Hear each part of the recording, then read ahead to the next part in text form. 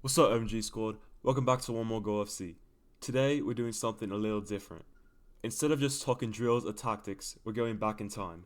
Because if you really want to become a creative footballer, you need to understand where creativity in football actually comes from. Long before tactics boards, analytics, and rigid systems, football was pure expression. And the most creative players in history didn't just play the game, they changed it. So in this video, we're going to look at football's most creative eras, the players who defined them, and most importantly, what you can learn from them as a young footballer today. Let's get into it. Section 1. When football was pure creativity. In the early days of football, we're talking early 1900s, the game had very few tactics. Formations were wild. Players dribbled because passing systems didn't really exist yet. Back then, creativity wasn't something you were coached into. It was something you survived with. Players learned on the streets, in open fields, on uneven ground. There were no cones, no drills, no GPS trackers. If you couldn't beat a man, you didn't play. Simple. This is where the first truly creative football cultures were born. South America, parts of Europe, and street football communities everywhere. Section 2. South America, where football became art. If there's one place creativity became sacred, it was South America. In Brazil, Argentina, Uruguay, football was freedom. Kids played barefoot. The ball bounced unpredictably. Space was tight. And that environment forced creativity. Pele once said that football should be played with joy, and you should see it in every touch. He didn't just score goals, he improvised. No script, no pattern, just instinct. Then came Garrincha. Garrincha had crooked legs, no formal training, and almost no discipline.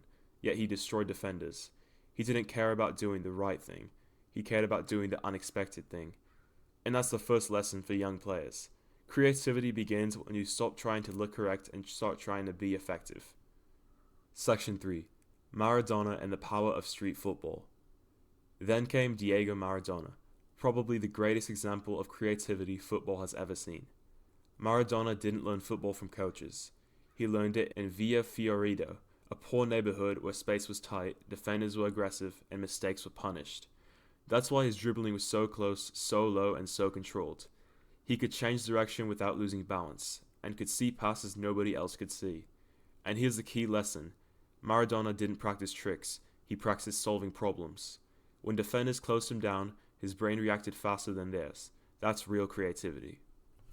Section 4. Europe catches up, and intelligence meets creativity. For a long time, European football was about structure, discipline, and systems. But eventually, creativity had to be allowed in.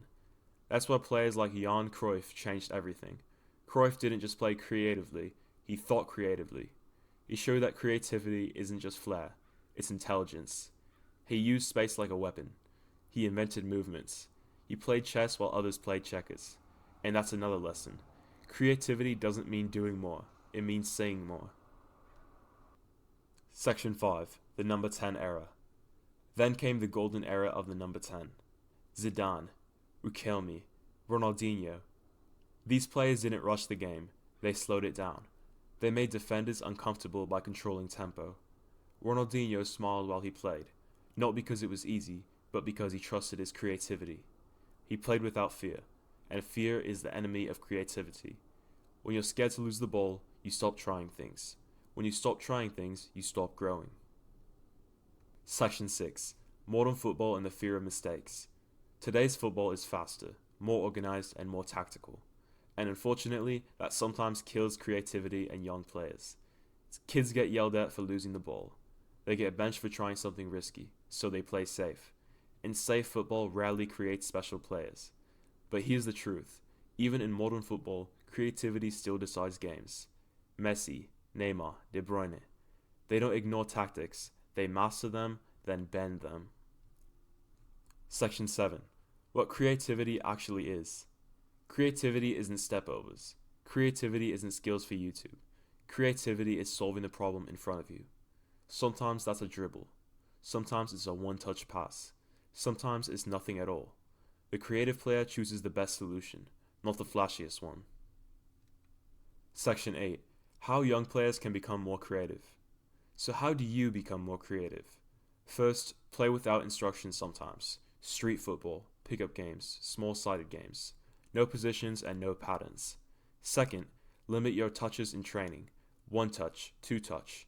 That forces faster thinking. Third, watch football differently. Don't watch goals, watch how players create space, how they move before they receive the ball. That's where creativity lives.